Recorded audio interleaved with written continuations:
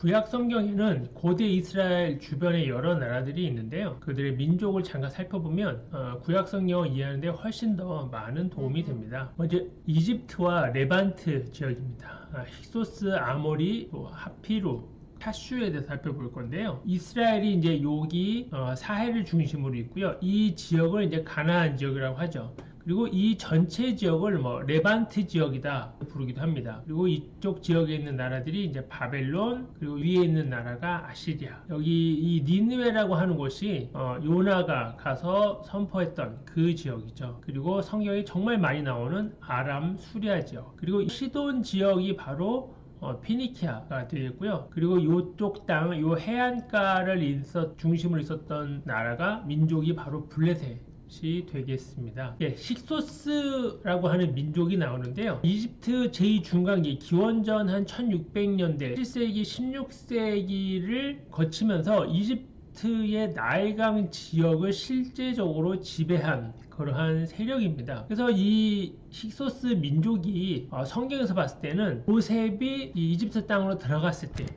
그때에 바로 힉소스 시대가 아니었겠느냐 하는 거예요. 요셉을 알지 못하는 파라오가 등장하잖아요. 요셉이 있을 동안에는 힉소스 시대의 파라오였고, 나중에 이집트가 다시 힉소스를 몰아내고 원래 이집트인들이 이집트를 지배하게 되거든요. 바로 그런 것을 보면은 아마도 요셉이 총리에 있을 때에 힉소스 시대였을 것이고, 나중에 다시 이집트인들이 정권을 잡았을 것이다. 그래서 그들이 이제 힉소스 민족을 추출하면서 마찬가지로 이집트에 있었던 이 요셉의 가족들, 그의 사람들도 모두 박해한 것이 아니겠느냐 라고 추측을 할 수 있는 것이죠. 네, 그리고 이제 아모리인과 아피루 또는 하피루, 하베루 하는 두 민족이 있는데요.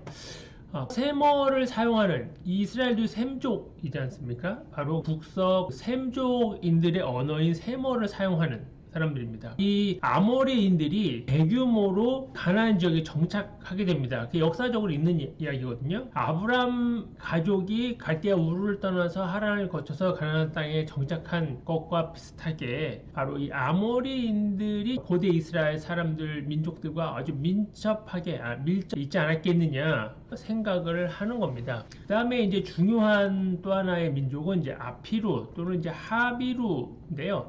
이 사람들은 어떤 단일 민족이라기보다는 하나의 사회적 계층입니다. 아웃사이더예요. 도망한 사람들. 그 당시 사회에 어떤 억압을 받는 계층들, 노예들, 종들, 그런 사람들을 모두 합쳐서 아피루, 하비루라고도 해요. 그래서 이 사람들이 도망도 하고 자로 살기도 하고, 때에 따라서 전투나 전쟁이 있으면 용병을 하기도 합니다. 그래서 이스라엘 사람들을 시브리 민족이라고 하잖아요. 그래서 아마도 이 비슷한 발음 하비루 좀 비슷하지 않습니까? 그래서 바로 이 사람들을 이스라엘의 시조가 아니겠느냐, 또는 이스라엘을 구성하고 있는 어떤 상당히 많은 구성원들이 아니었을까 합니다. 다윗이 사울을 피해서 아둘람 굴로 도망을 가지 않습니까? 근데 그곳에서 많은 사람들이 다윗을 따라요. 바로 전형적인 이 아피루의 사회적 형태를 잘 보여준다라고 할 수 있습니다.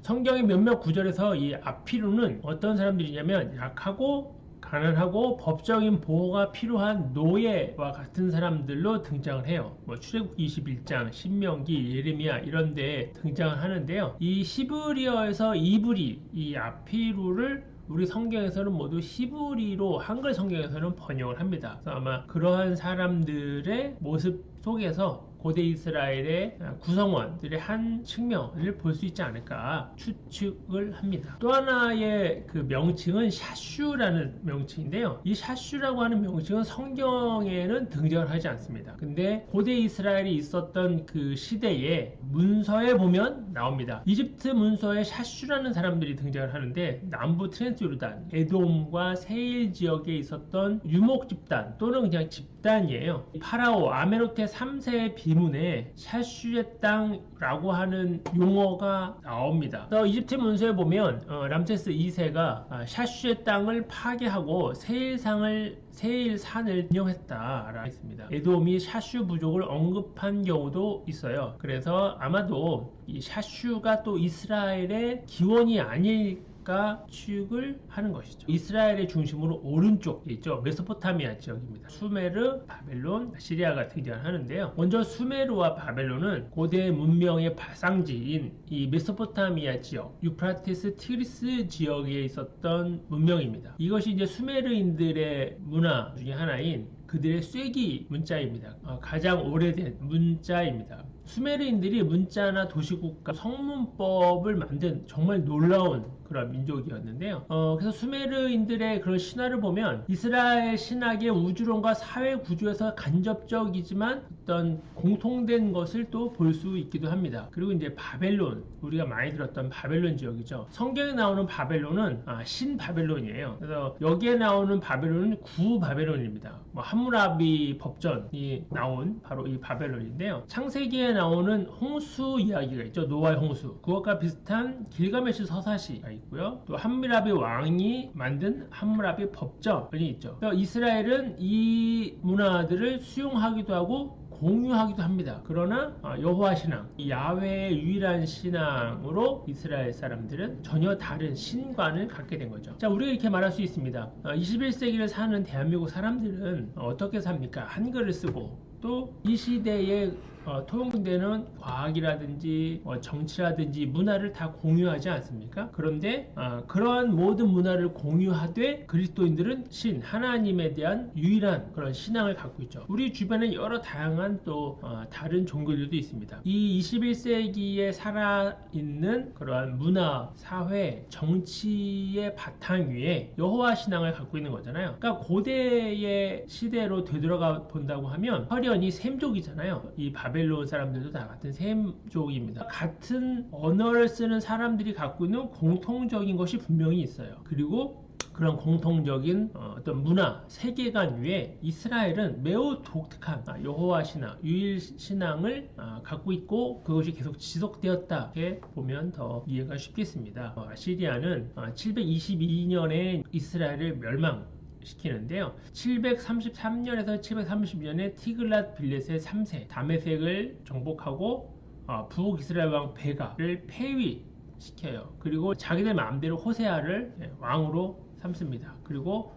수탈을 해요. 그리고 721년에서 722년에 사르곤 2세가 당시 북이스라엘의 수도였던 사마리아를 함락시킴으로써 북이스라엘이 멸망을 하게 되는 것이죠. 그러면서 이스라엘 사람들을 대규모로 아시리아 지역이나 그 외의 지역으로 강제 이주 정책을, 그리고 다른 민족 사람들을 또 강제로 사마리아로 데려와서 정착을 시킵니다. 오래 살다 보면 피가 섞일 수밖에 없죠. 그래서 나중에 이 사마리아 사람들이 이 유대인들, 예수님 시대에 유대인들에게 무시받고 그들을 이스라엘 사람들로 포함시키지 않은 그 원인이 바로 이 사마리아 함락과 대규모 강제 이주 정책입니다. 그리고 680년에서 669년에 에사라돈이 아시리아 최전성기를 이룹니다. 이집트 정복도 하고요. 하란 원정도 중에 이제 사망을 하고 그 이후에 이제 신바벨론이 등장을 하게 되는 것이죠.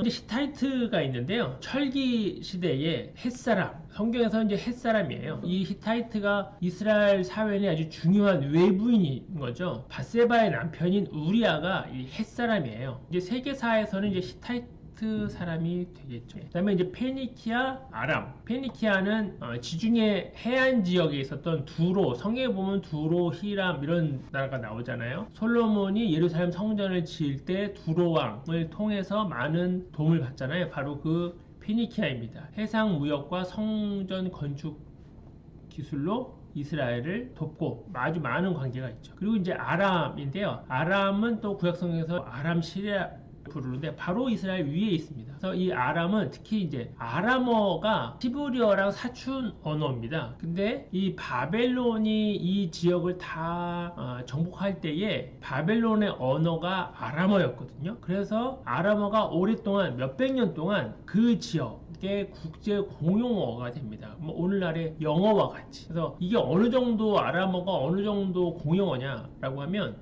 예수님께서 말씀하실 때도 바로 아람어를 썼죠. 그 당시에는 아람어를 쓸 일이 사실은 없죠. 근데 아람어가 워낙 오랫동안 그 지역의 공용어였기 때문에 예수님조차도 아람어를 썼다. 흔적이 어디에 있습니까? 달리다곰 아람어죠. 마라나다 그것도 아람어입니다. 엘로이 엘로이 라마 사박다니 그것도 아람어입니다.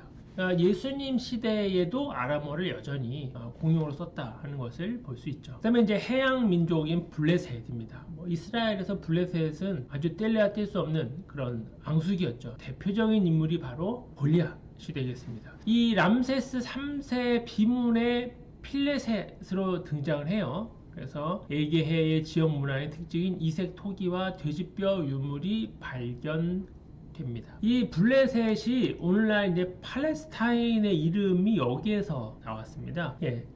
시간 아모리인의 이동이 한 기원전 한 2000년 정도로 본다. 그러니까 이때가 바로 아브라함이 가나안 땅을 이주한 시기랑 비슷하잖아요. 그래서 이 아모리인들이 이스라엘의 초기 민족을 이룬 사람들이 아니었겠느냐라고 추측을 하는 것이죠. 그리고 기원전 1600년대가 이 아시아 민족이 이집트를 잠깐 지배할 때가 있었습니다. 그래서 이때가 바로 성경에서 요셉이 이집트 땅에 들어가서 그의 가족들과 함께 지내면서 총리로 지냈던 것이 아닐까. 나중에 히소스가 다시 이집트에서 쫓겨나게 되면서 원래 이집트 사람들이 다시 이집트를 지배하게 될 때에 요셉과 그 가족들을 박해해서 출애굽이 일어나는 것이 아닐까 라고 시대상으로 추측을 해볼 수 있는 것이죠. 기원전 1200년경에 이제 블레셋 성경에 엄청나게 많이 등장을 하죠. 요 시대가 바로 기원전 한 1200년대가 되겠습니다. 그 다음에 721년에 아시리아에 의해서 북이스라엘 사마리아가 함락되고 멸망을 하게 되죠. 그 다음에 612년 바벨론에 의해서 니느웨 아시리아가 함락하게 됩니다. 그러니까 이 바벨론에 의해서 아시리아가 함락되면서